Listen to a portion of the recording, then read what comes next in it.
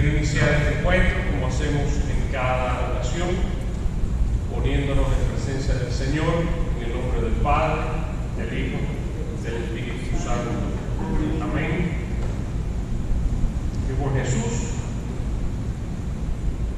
le damos la bienvenida a nuestro corazón y a este encuentro que tenemos el día de hoy. Te pedimos de manera especial que manifiestes tu Espíritu en cada uno de nosotros,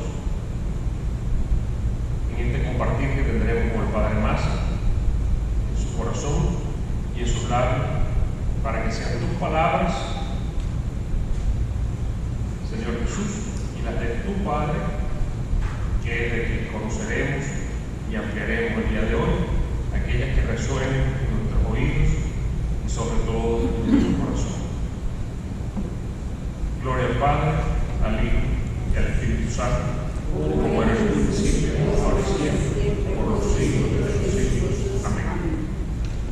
El día de hoy estaremos cubriendo la primera persona de la Santísima Trinidad, esa primera parte del credo, creo en Dios Padre.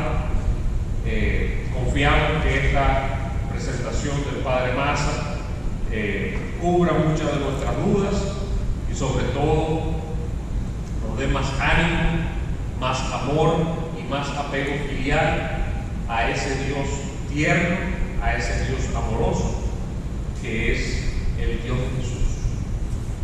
Bienvenido, Padre Massa. Gracias por tu acostumbrado ánimo y aceptación a nuestras invitaciones. Dios te bendiga.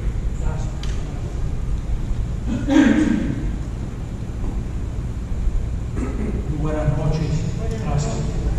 La presentación de hoy se entiende mejor si recordamos que el ser humano se realiza en las relaciones. Nosotros llegamos a ser personas en el amor a nuestros padres, recibiendo el amor de nuestros padres, los hermanos, los amigos, amigas, y una gran vocación del ser humano es la vocación al matrimonio. El ser humano se realiza en la relación y esa relación es personal, es decir, tiene que ver con lo más profundo de lo que nosotros somos. Cuando nos relacionamos, salimos hacia la persona que amamos. Cuando nos relacionamos, viajamos hacia esa persona. En toda relación hay un viaje, hay una aceptación de un cariño y hay una respuesta a ese cariño.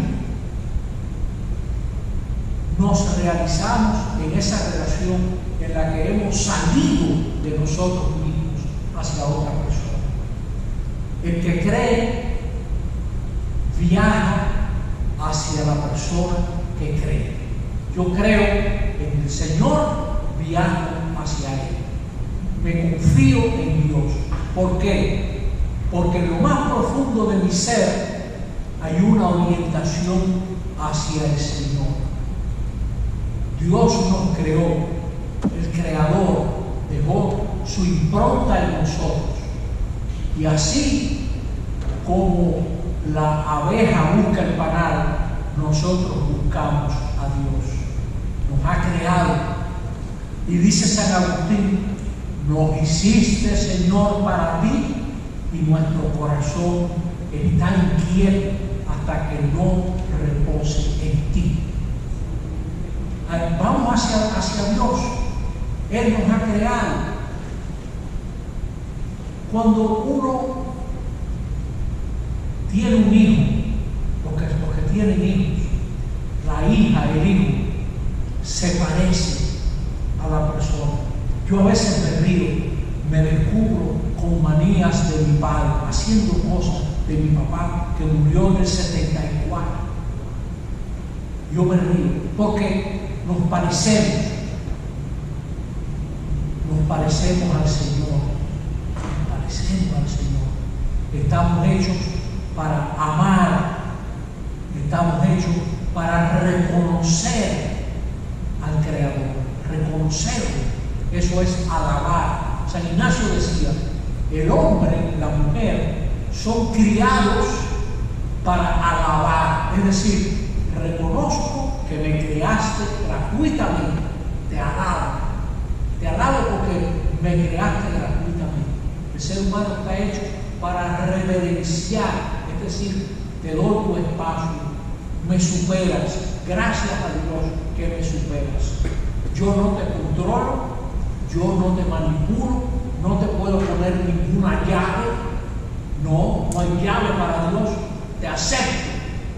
El ser humano está creado para alabar, hacer reverencia y servir. Me llaman a asociarme a lo que tú haces. Pues bien, la charla de hoy, la presentación de hoy, se va a entender si nosotros recordamos que estamos llamados a salir de nosotros mismos hacia aquel que nos creó, que es todopoderoso, no tanto en el sentido del poder, sino del amor.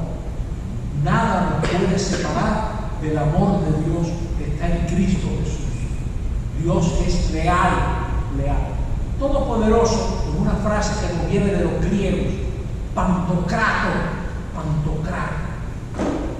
El verbo, la raíz de kratos, poder, panto, todopoderoso. Pero todopoderoso es el amor, porque no hay nadie más débil que el crucificado. Esa es la imagen de Dios que tenemos, el crucificado, pero hay un poder de amor. Hay un poder de amor en el crucificado. Entonces, nosotros hoy estamos llamados a descubrir que nos creó aquel que a la hora de amar no tiene obstáculos, es todopoderoso. Adelante. Conocer a Dios es conocerse a sí mismo como hijo, como hija. Yo procedo de Dios, Dios me creó. Es conocerlo como padre, en el sentido de origen gratuito. No tanto que Dios tenga sexo masculino, no, sino que es fuente.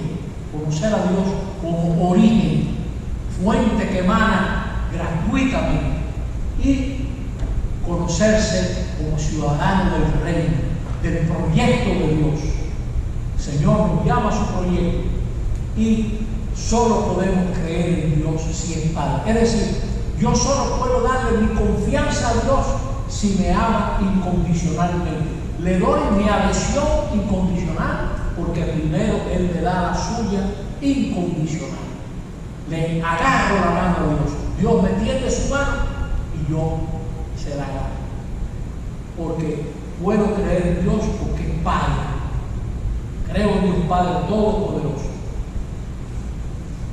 No podemos creer en un motor inmóvil de Aristóteles. Aristóteles decía, ¿quién es la primera causa de todo?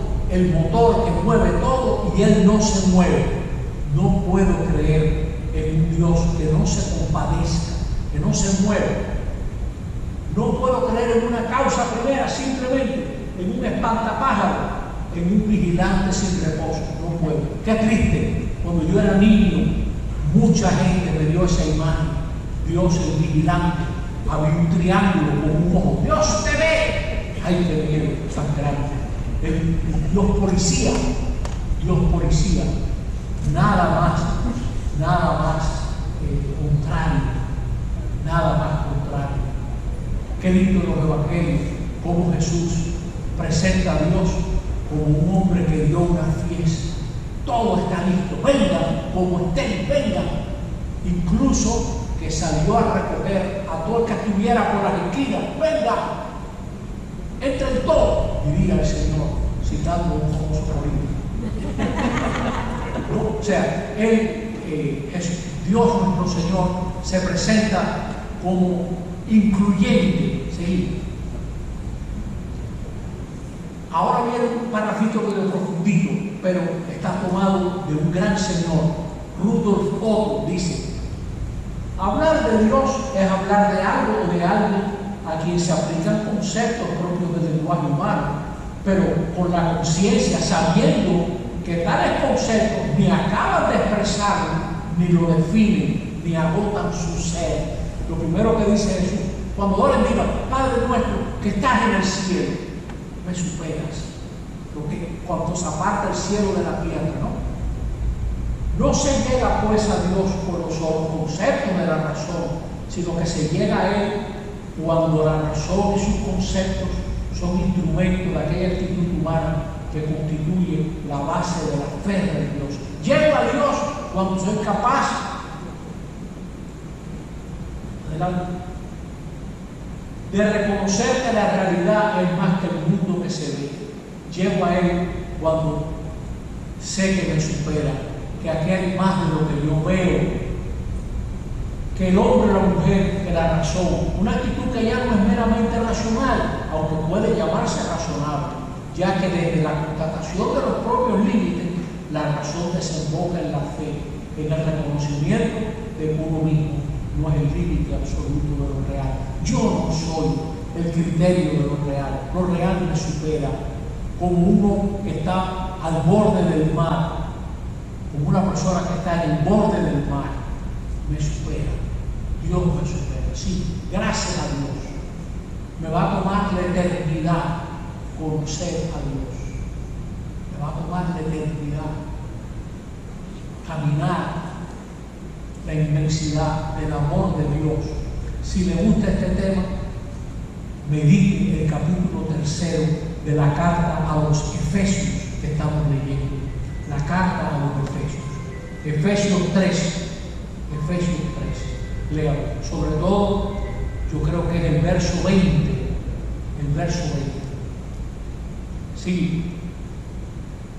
De un lado a otro de la Biblia, dice Thomas Brown, cuando se habla del misterio de Dios, se destacan dos aspectos. Uno es la alteridad de Dios y su cualidad de no poder ser conocido, porque siempre está más allá. Padre nuestro que estás en el cielo, de lo que podemos comprender, es decir, es trascendente.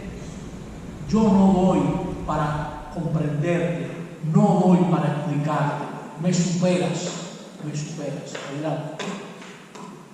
La otra característica es esta: Dios es personal y siempre está buscando, dígame la palabrita, establecer una relación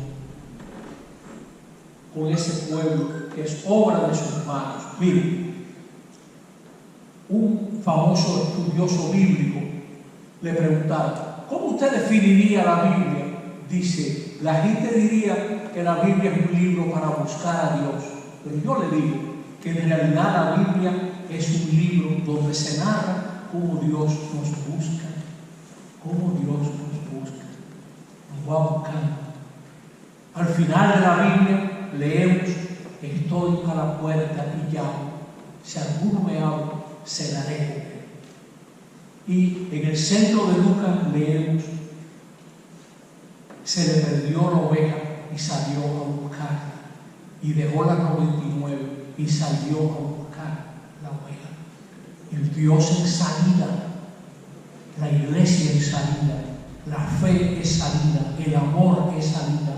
Todo el que ama viaja hacia el otro, sin visa, sin aduana, a veces sin equipaje, o con todo lo que uno es, con todo. Dice, con todo el rojo, sí, así mismo.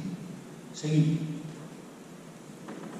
Me parece que Jesús afirma estas dos características cuando nos enseñó: cuando oren, digan así: Padre nuestro que estás en el cielo. Ahí está la dos. Está, me superas, pero eres Padre.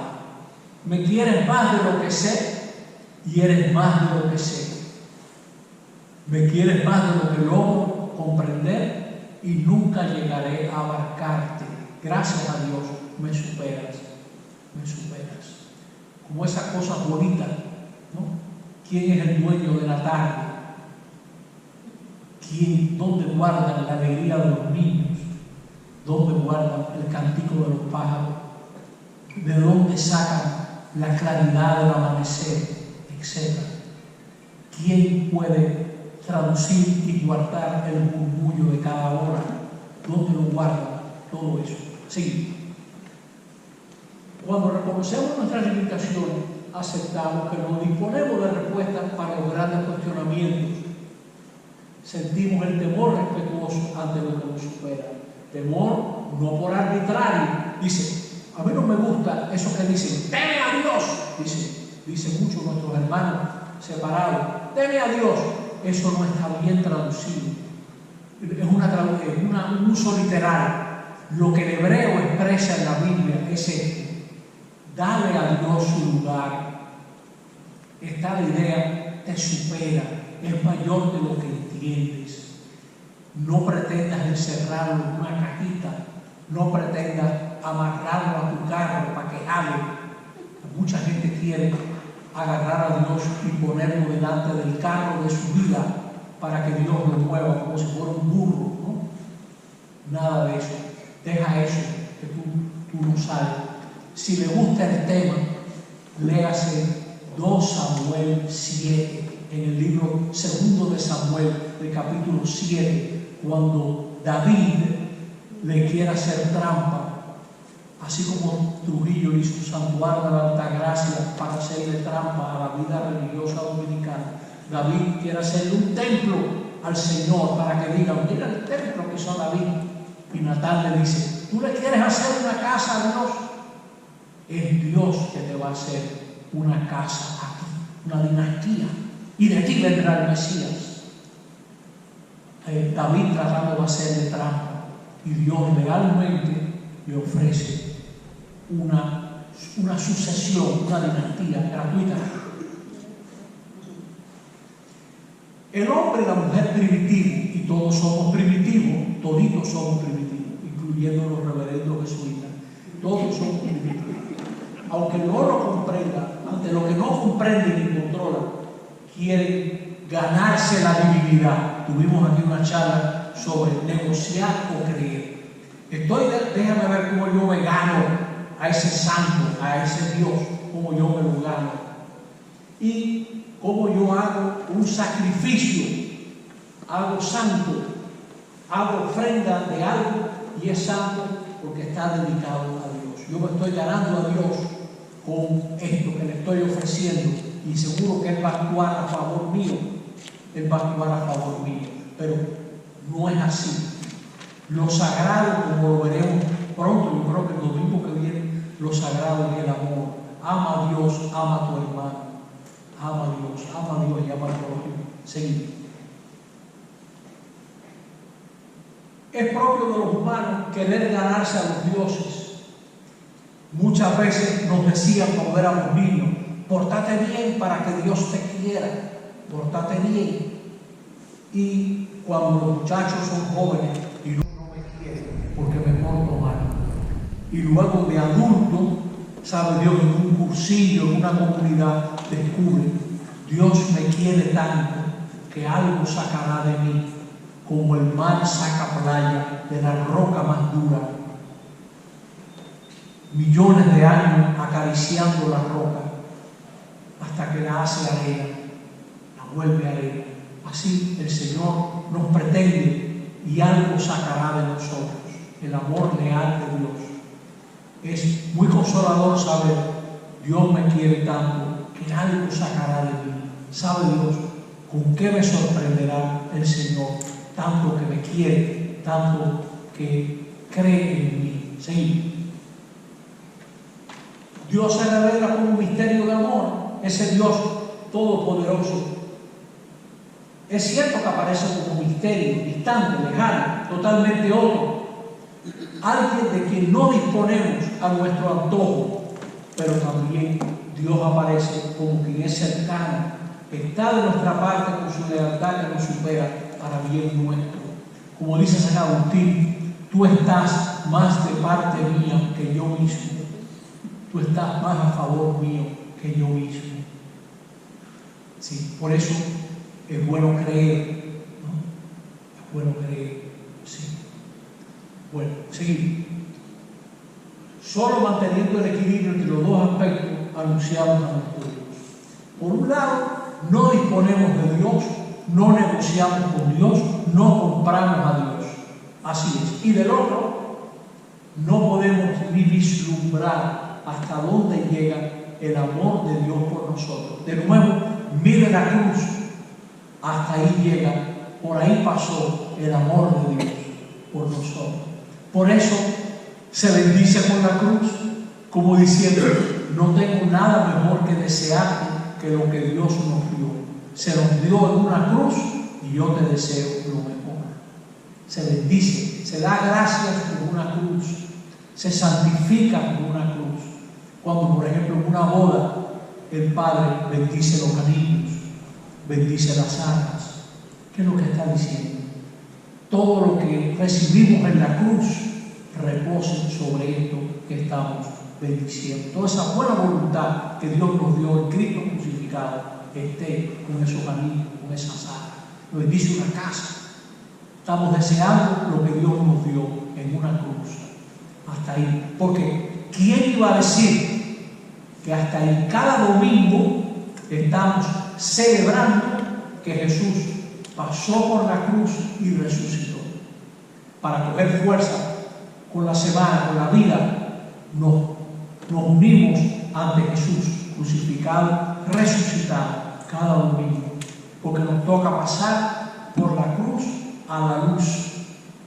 Por la cruz a la luz. Nos toca. Nadie nos libra de entrar en la dificultad donde no damos pie, pero eso no es lo último. Entonces, ahí están las dos cosas. Dios es diferente y está más dentro de nosotros que nosotros mismos. Como decía San Agustín también, tú estás más adentro de mí que yo mismo. Eso en latín suena lindo. Intimio, íntimo me. Tú estás más dentro de mí que lo más interior. Como dice el Salmo 139, todavía no está la palabra en mis labios, y ya, Señor, la conocen todas. Adelante. Todos llevan el soplo incorruptible, por eso corrige poco a poco a los que caen. Les recuerda su pecado y los reprende para que se conviertan y crean. El amor de Dios es exigente y perdonador. Es exigente y perdonador. Yo me puedo defender de un Dios policía. No me puedo defender de un Dios que me abraza. ¿Cómo te vas a defender de un Dios que te abraza? No hay manera, ¿no? Yo, de un policía, yo no sé manejar, te hago tú, mi negocio, pero de un Dios que te abraza, no puedo defenderte. Seguimos. Solo se puede llamar Dios a esa presencia amorosa, comunicador de vida, de sentido. Un ser que, siendo más que todas las cosas contingentes, frágiles, inmutables de este mundo, y siendo autosuficiente en sí mismo, está a favor nuestro más que nosotros mismos. Es decir, ese Señor todopoderoso, eterno, leal, está a favor mío. Está a favor mío. Tienen esa delicadeza, esa lealtad. Seguimos. El padre y la madre nunca están al mismo nivel. Le llamamos padre por eso. Alude a un sentido de fuente, origen, refleja una experiencia amorosa, abre a la vida de manera gratuita. No hay nada más gratuito que un padre, una madre, origen gratuito. Nadie le dice a su padre, a la mamá, yo quiero nacer. Es gratuito, totalmente. Así es Dios con nosotros. Por eso también es bueno recordar, sobre todo te lo viene ahora, los fieles difuntos. Nos sacó de la nada, no nos devolverá a la nada.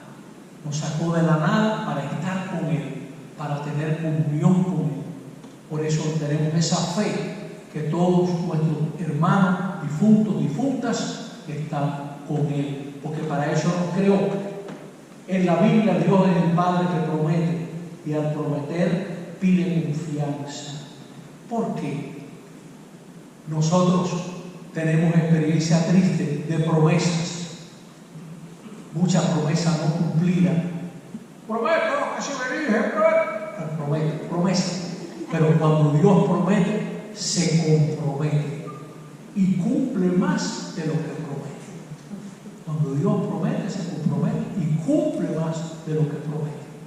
Por eso, siempre que nos reunimos, damos gracias, porque hay una plenitud inesperada, Señor. Abraham, Dios le promete y se compromete con él y con Sara. Le promete una tierra, un pueblo, que Yahvé será su Dios.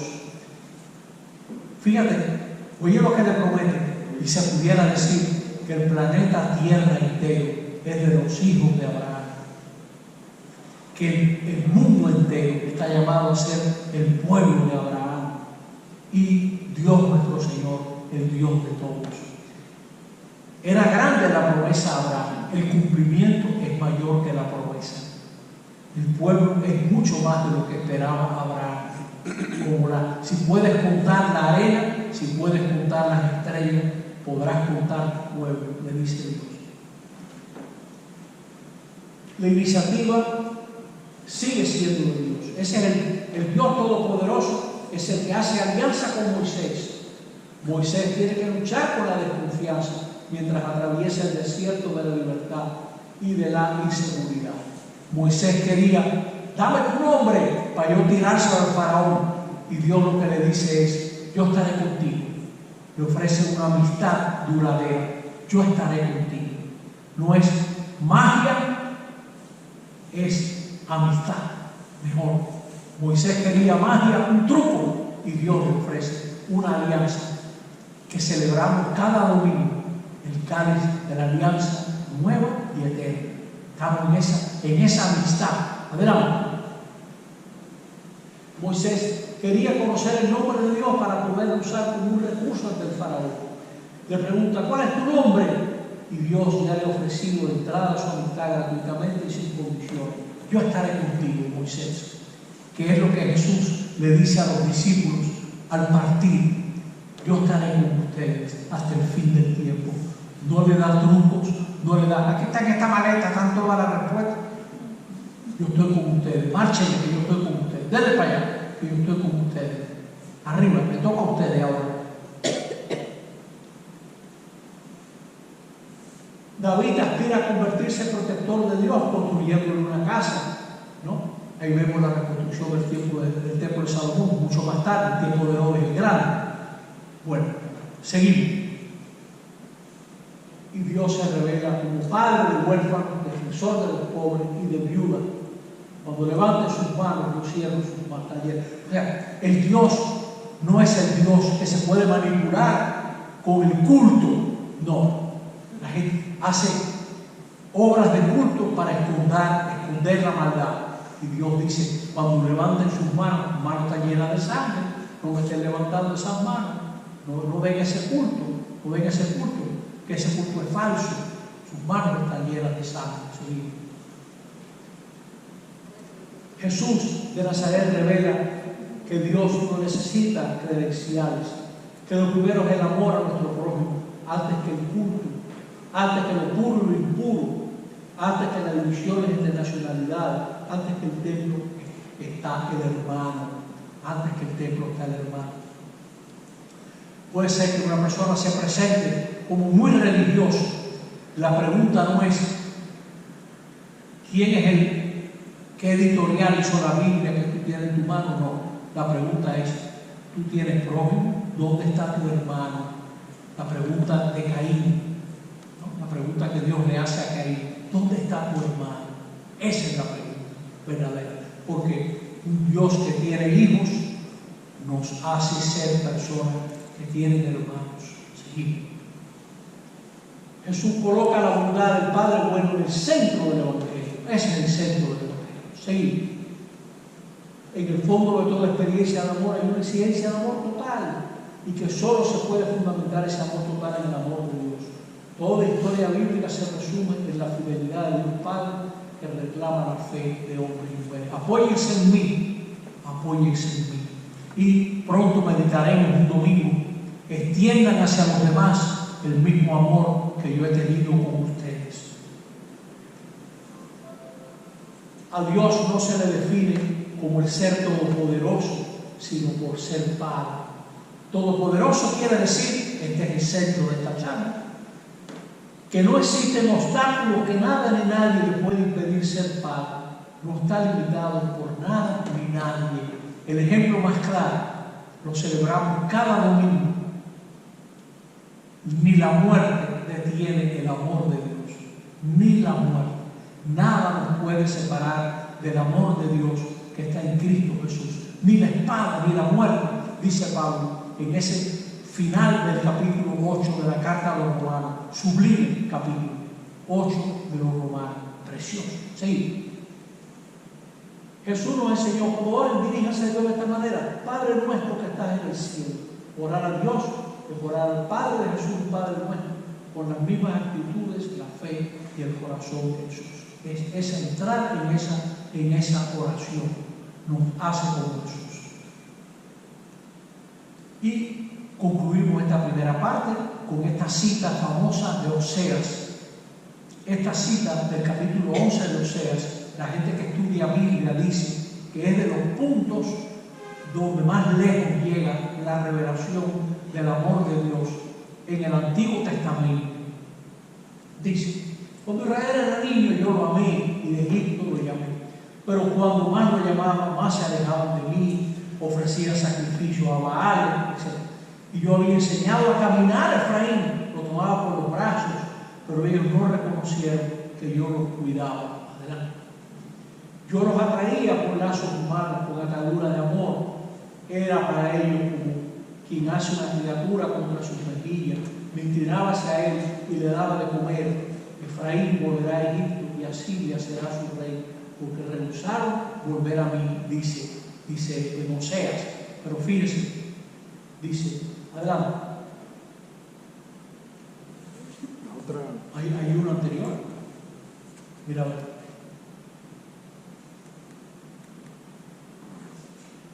Exacto. ¿Y cómo voy a abandonarte, Efraín? ¿Cómo voy a entregarte, Israel? Voy a tratarte como Admá, una ciudad destruida, Seboim, otra ciudad destruida.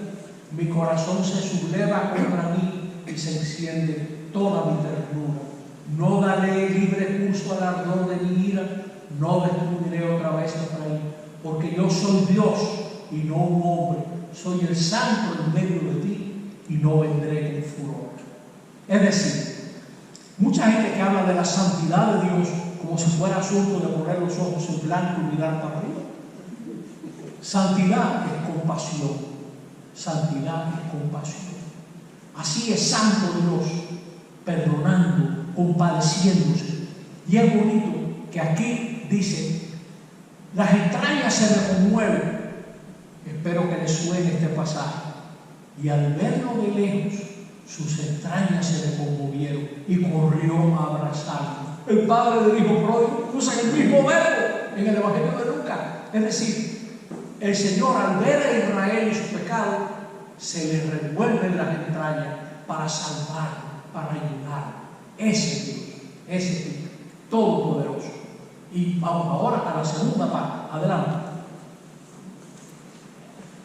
Sí.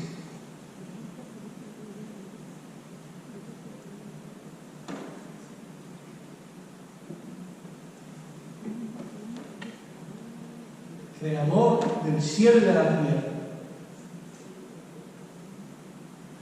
Exactamente. O sea, lo que quiere decir es de todo. El cielo y la tierra es el todo. Seguimos. ¿Por qué habrá querido Dios crear a alguien distinto de sí mismo? Colocar a alguien fuera de sí, si Él es plenamente autosuficiente y plenamente bienaventurado. Esto es un problema tremendo. Fíjense en la disyuntiva. Adelante. Si tiene necesidad de crear, no es Dios.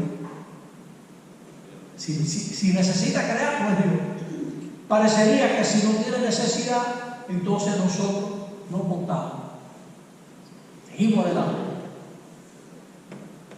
Es difícil admitir la existencia de un mundo que no tiene en sí mismo la subsistencia. Nosotros existimos en un mundo contingente. Esto tiene un fin. Tiene un comienzo y él tendrá un fin, como todo lo humano, ¿no?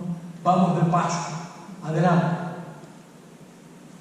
Dios es absoluto, pero no es un absoluto inerte y cerrado sobre sí mismo, una existencia estática y estéril. Dios no es un absoluto de vida, Dios es un absoluto de vida, de relación, de comunicación. Así es Dios es amor y el amor se comunica. Y Dios es el amor absoluto y Dios se comunica absolutamente. Lo propio de Dios es desapropiarse. Nosotros tenemos lo que guardamos. Dios tiene lo que regala. Nosotros guardamos. Dios no tiene bolsillos. El Señor da. Y al dar, posee. Y al dar, se relaciona. Y es como si... Y eso pasa, óigame, eso pasa en el amor. El amor viene de Dios y todo el que ama ha nacido de Dios y conoce a Dios, porque Dios es amor. Entonces, toda persona que ama no pierde cuando ama. Mientras más da, más tiene. El que ama verdaderamente, sinceramente, tiene más, no necesita guardar. La realidad divina se comunica íntegramente del Padre al Hijo. Y esta inefable comunión de los dos es el Espíritu Santo. Se da en Dios la interdonación y comunicación de la que habla Ignacio de Loyola. Es decir, no estamos en la espiritualidad ignaciana, que es una espiritualidad de comunicación. De comunicación. Internamente en la Trinidad hay una circulación de amor. Cada vez que usted hace así, usted está invocando la Trinidad. El Padre, el Hijo, el Espíritu Santo. Está invocando. Y lo está poniendo, usted se está poniendo dentro de la Trinidad. Y hace muy bien, porque así usted nació a la fe. Manuel Maza, Manuel Pablo, yo te bautizo en el nombre. Así fue que yo empecé. Y usted igual, en la fe. Yo empecé junto a la Trinidad. Y cuando el día que me entierren o lo que sea, trazarán el símbolo de la Trinidad. Y espero ver la Trinidad y dar ese abrazazo. Y seguimos adelante. Dios es comunicación eterna y necesaria, pero puede comunicarse libre y gratuitamente. ¿Qué decimos cuando decimos creador de cielo y tierra? Que Dios eligió comunicarse libremente, por sobreabundancia, por sobreabundancia, por sobreabundancia. Sí. Que lo que nace gratuitamente. Qué bonito oír un muchacho decir delante de uno: pero mira qué muchacha tan linda, qué mujer tan linda. Y la muchacha pasar y de pronto decir: ¿y cómo estamos? Gratuitamente lo saludó y se después llegó. Él no estaba esperando eso. Dígame usted, ¿qué no será un saludo de Dios? El saludo de Dios. ¿Y cómo estamos, fulano? ¿Y cómo va la vida? ¿En qué andas? Seguimos. La creación es la comunicación libre de Dios a una realidad que existe en virtud de su voluntad de comunicarse. Y como objeto de esta comunicación libre y gratuita, somos nada besada por Dios. Un beso cambia una vida. Dígame usted, un beso de Dios nos saca de la nada. ¿No? Sí, seguimos. Dios crea al hombre y a la mujer porque quiere invitarlo a una relación, fíjese la palabrita, con Él y hacerles partícipes de su vida. Nunca Dios es tan Dios como cuando se comunica. Dios es comunicación eterna. La creación es una comunicación de Dios que suscita un ser creado, el hombre, la mujer, para la comunicación. Somos la nada besada por Dios. Somos la nada besada por Dios. Eso es lo que somos nosotros. Por eso, cada vez que usted se comunica con Dios, todo está en su lugar, todo se ajusta, todo se aceita, se dirige, se redirige, se resetea, como dicen ahora, ¿no? Todo se resetea. Entonces, ¿qué sistema operativo? Viene del Maker, totalmente. Seguimos. Dios crea el mundo como el ámbito y hábitat donde pueden existir, crezcan, multiplíquense, dominen, le dice Dios al hombre y la mujer: encárguense de esto es de ustedes, encárguense de esto. Nosotros somos una comunicación parcial y limitada. No somos el Hijo y la imagen con mayúscula. Somos hijos e hijos de Dios verdaderamente, hasta donde da nuestro ser. Estamos hechos a su imagen y semejanza. Ahora, donde el Padre se comunica perfectamente en el Hijo. Quien me ha visto a mí, ha visto al Padre. No se pierda la reunión de los miembros. Su único Hijo, Jesucristo, ¿no? Jesucristo, que bajó hacia nosotros. Dios se ha comunicado perfectamente en su Hijo, porque el ser de su Hijo es todo receptividad. El ser de su Hijo es todo receptividad. Qué hermoso ver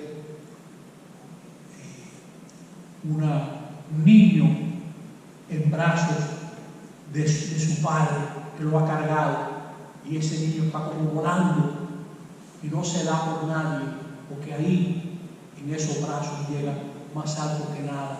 Qué hermoso ver un velero que tiene esos clippers que había en el siglo XIX, que cruzaban el Atlántico con todas esas velas. Y qué lindo ver con todas las velas desplegadas al viento. Nosotros también tenemos esas velas y nos toca desplegarlas al viento del Espíritu para movernos. Llegamos a ser en el soplo del Espíritu, llegamos a ser todo lo que Dios quiere de nosotros. Adelante.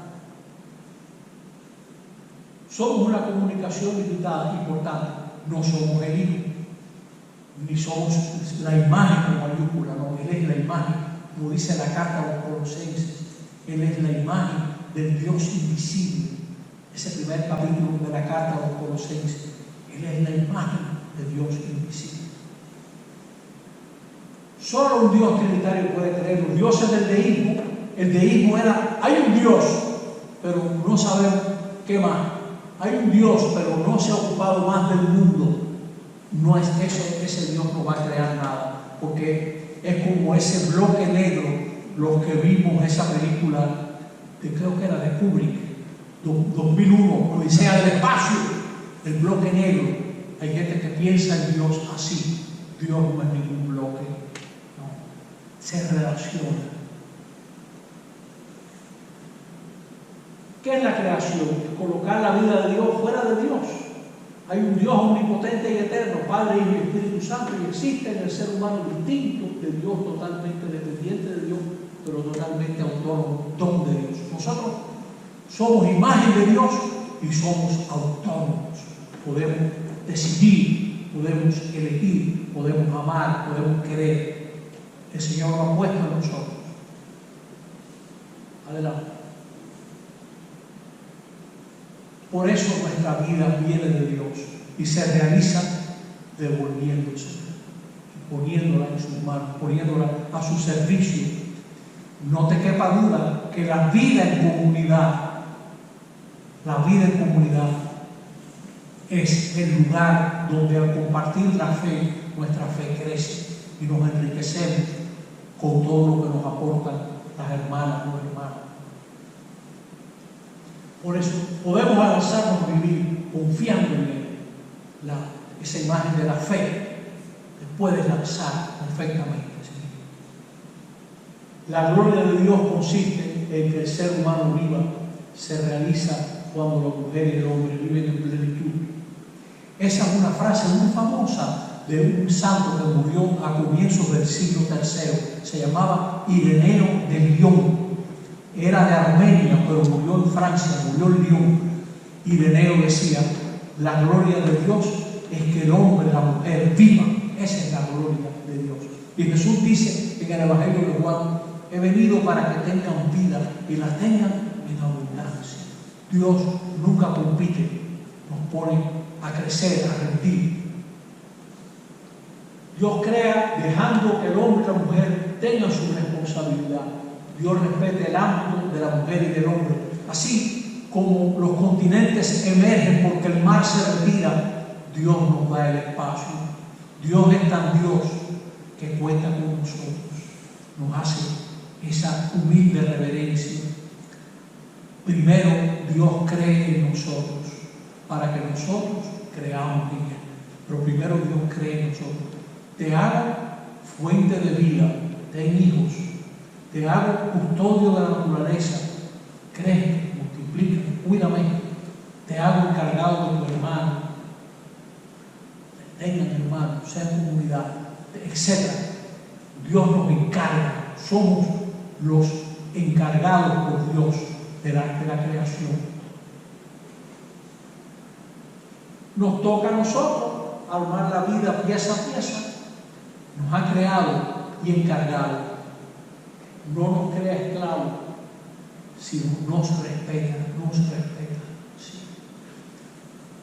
Hay una postura muy linda de adoración que es arrodillarse, pero también estar de pie es una postura muy buena también. Los judíos siempre oraban de pie, por cierto, sí, pero también la adoración muy bien, sí. Pero de pie no está mal tampoco. Seguimos. ¿Cuál es la revelación primordial de un Dios liberador, no tanto creador? Qué curioso. Génesis presenta primero a un Dios de liberación y luego creador.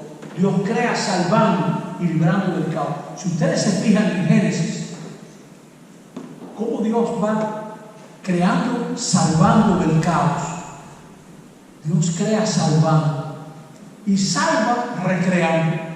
Dios recrea a un pueblo, le da su libertad. Dios crea salvando y salva recreando. La salvación es una recreación, es una nueva creación. Yo vi un cielo nuevo y una tierra nueva, dice el Apocalipsis. Toda la clave del Antiguo Testamento es el Éxodo, que es liberación. Cada domingo celebramos la Pascua como Jesús la celebró. Y celebramos la salida de Egipto de Israel y la salida de Jesús de la muerte y nuestra propia salida de los dinamismos de muerte y el nacimiento a una vida nueva. Sí. Recordando el éxodo de cada Pascua, Israel enfrentó la vida. Así que sí. Para renovar la confianza del pueblo en un Dios capaz de rescatar de la situación más terrible. Por eso, esos versos de Isaías se escriben en el exilio. ¿Tú te crees que ya se acabó todo? No, Señor. Viene algo nuevo. Viene algo nuevo. Que es, no se acuerden de lo antiguo, piensen en lo nuevo. No se acuerden de lo antiguo. Ese es el Dios en el que nosotros creemos. Siempre en cada misa decimos, no solo que vino, lo recordamos como el que vino, sino bendito es el que viene en nombre del Señor. Siempre es el sorprendente que llega. Siempre lo vamos a celebrar ahora en Adviento, Navidad, Epifanía. Lo vamos a recordar que el Señor es el que vino, viene y vendrá. Seguimos. El mundo está organizado, puede ser controlado. Dios ha puesto todo a disposición. Nos toca a nosotros averiguar cómo es que funciona esto. ¿Cómo es que? ¿Por qué llueve menos o por qué llueve tanto? Eso nos toca a nosotros averiguar.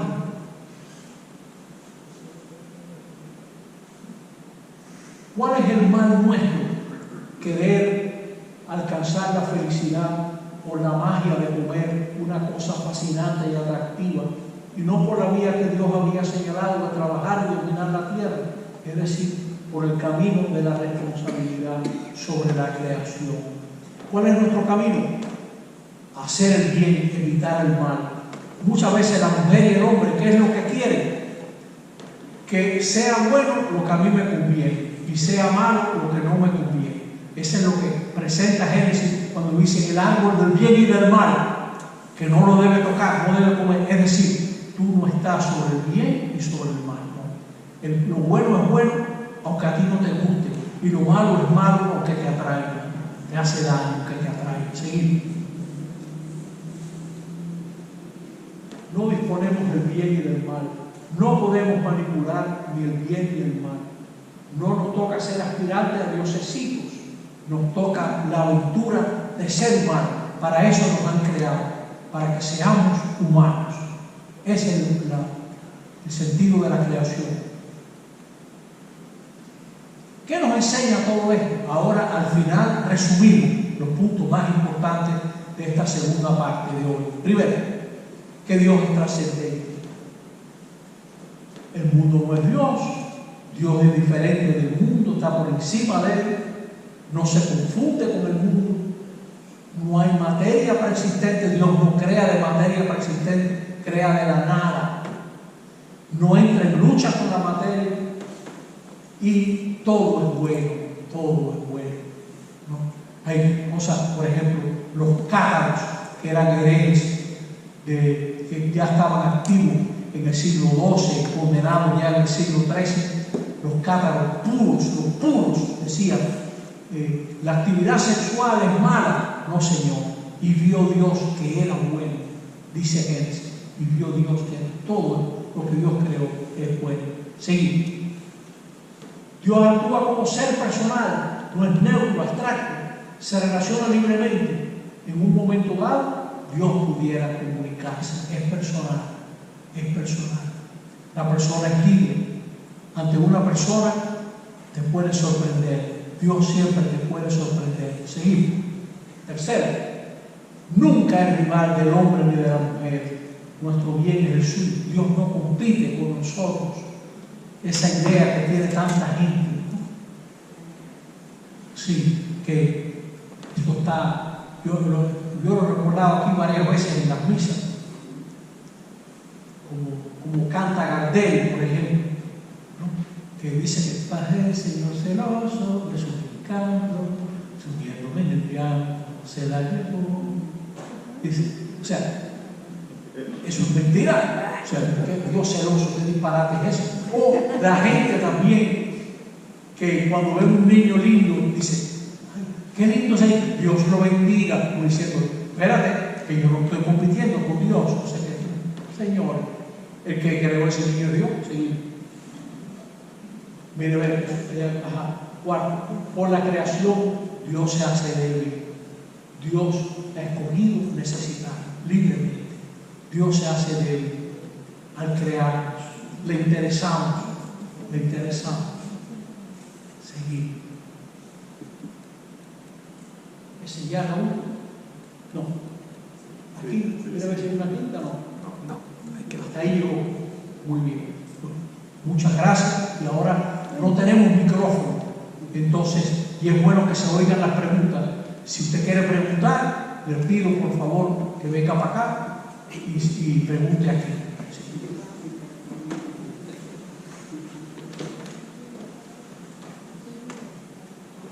No tengáis miedo a venir aquí. Sí, pues las preguntas a veces ayudan mucho, son muy buenas, porque usted crea que se debe explicar más o no está de acuerdo o lo que sea.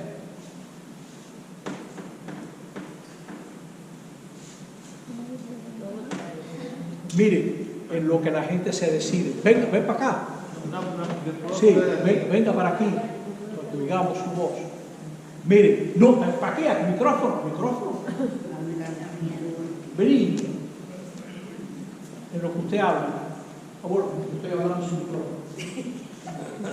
Hay un capítulito del libro de la sabiduría que usted me gustaría leer todo el capítulo 11 y el comienzo del 12 del libro de la sabiduría. Sabiduría 11, 12.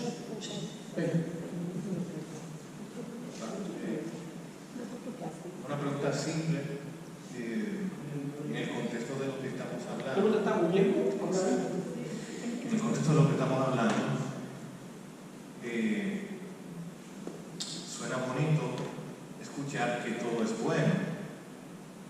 Yo creo que Dios todo lo hizo bueno, pero ¿cómo se entiende esto de que todo es bueno cuando uno se encuentra con tanta maldad a través de la acción justamente del enemigo, ¿verdad? Que pone el pecado? O sea, no sé si es una pregunta quizá. No, está muy buena tu pregunta, sí. O sea, ¿cómo se entiende el planteamiento de que todo es bueno? Así es. En medio de tanta maldad. Así es. O sea, lo pregunto. Muy bien, excelente pregunta. Sí.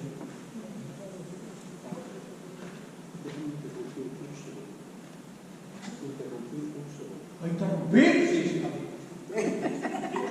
Esta pregunta del hermano es clave para la tercera semana del material de catequesis.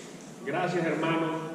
Brillante intervención. Yo iba a sugerir que ampliara sobre eso luego, pero prestemos atención porque De esta forma podemos guiar seguro la polémica que van a surgir dentro de las comunidades cuando se toque este tema de la tercera semana de catequesis. Esa era la introducción.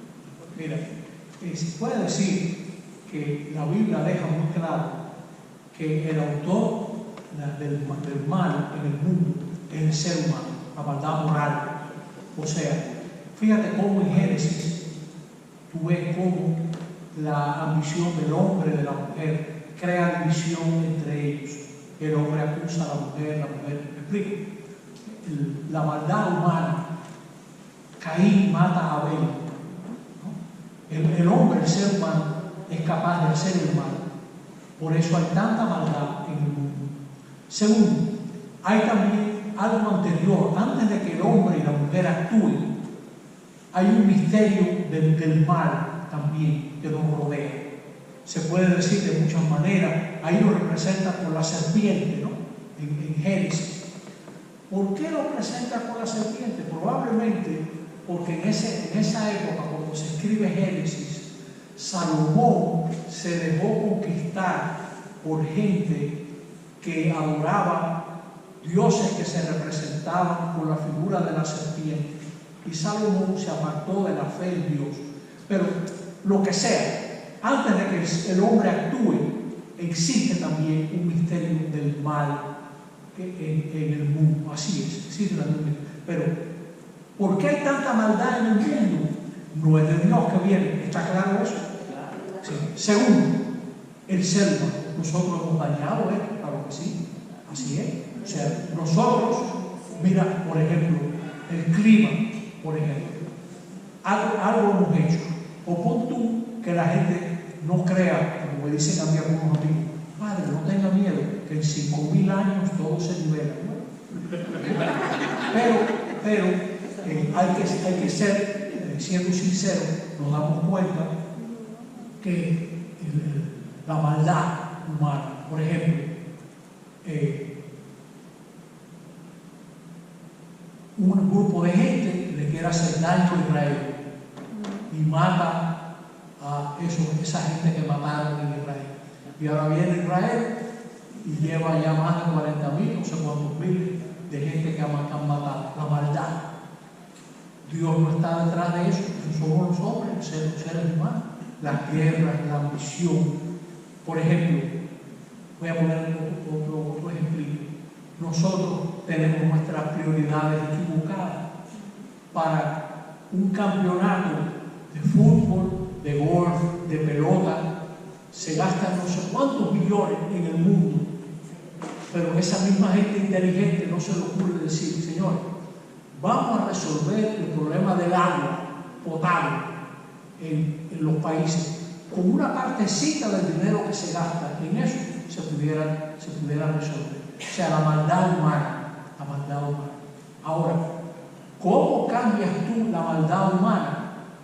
Solamente desde adentro. ¿Cómo se cambia desde adentro? Lamentablemente, asumiendo en carne propia la maldad humana. ¿Cómo, por ejemplo, se cambia a un hijo difícil? No lo vas, si tú lo rechazas, no lo cambias. Tienes que empezar por acogerlo con toda su maldad. Eso te va a hacer daño, vas a sufrir, pero solamente acogiendo podrá haber un cambio. Entonces el Padre nos manda al Hijo para que nos acoja, a ver si nos cambia. Y nosotros rechazamos al Hijo, crucificando. No sé si estoy explicando bien, ¿se entiende lo que estoy diciendo? Pero voy para atrás. Dios no es origen del mal. El mal somos nosotros. Pero no solo somos nosotros, hay también un misterio del mal que nos afecta. Y antes de que nosotros decidamos, ya nos están jalando para el mal a veces. Si te gusta el tema, tú puedes leer el capítulo 7 de la carta a los romanos, donde Pablo dice, quiero el bien y lo busco, pero no acabo haciendo el bien que quiero, sino el mal que rechazo. Dice Pablo. Porque hay una fuerza terrible, Si a usted le gusta El Señor de los Anillos, hay un momento en que Bilbo le dice a Frodo: ese anillo hay que destruirlo, hay que llevarlo hasta el volcán, el monte donde fue fraguado, hay que llevarlo, Frodo. Y Frodo al rato le dice: tú no me has dado el anillo, no suelta el anillo. La maldad humana, la ambición. ¿Quiere más explicación? Reforma fiscal. Dígame, por favor, ¿qué más? Sí, venga.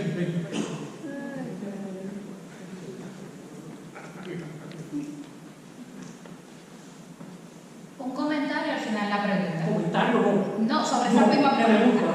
Era pregunta. Abajo.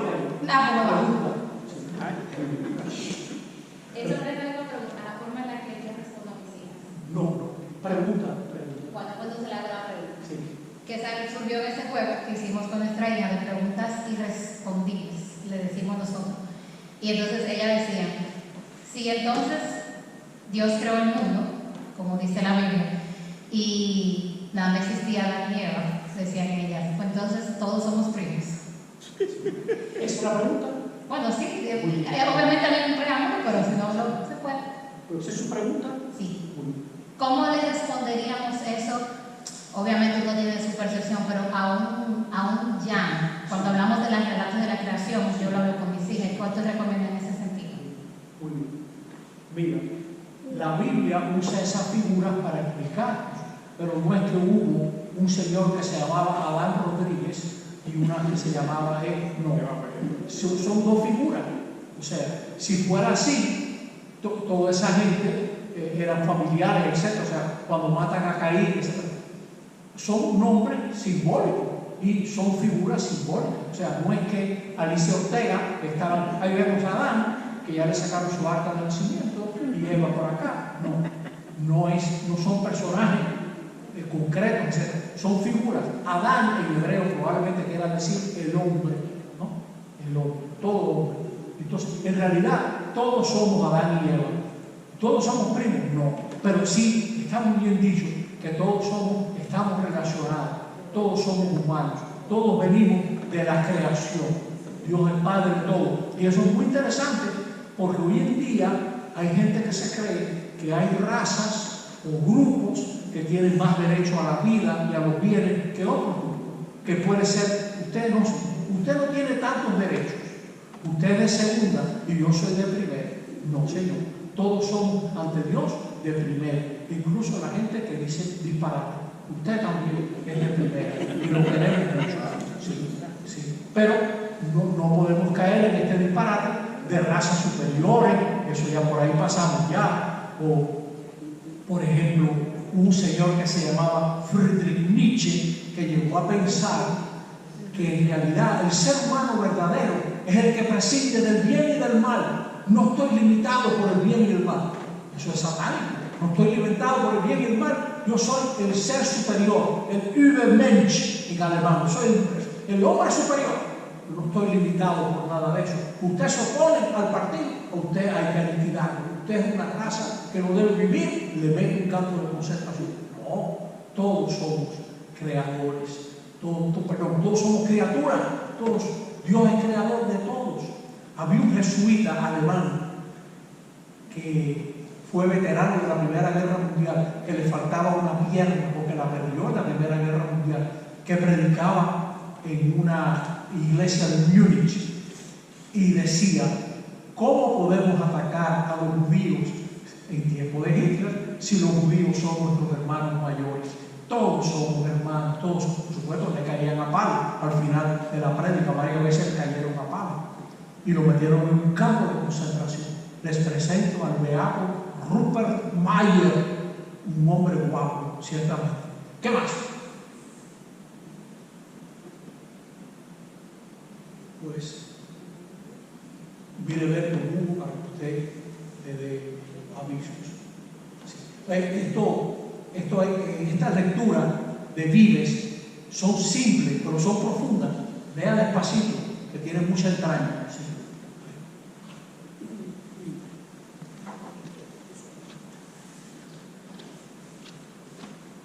Muchísimas gracias a nuestro querido Padre Maza por este valiosísimo tiempo. En el código QR que ha estado circulando está el material de la presentación.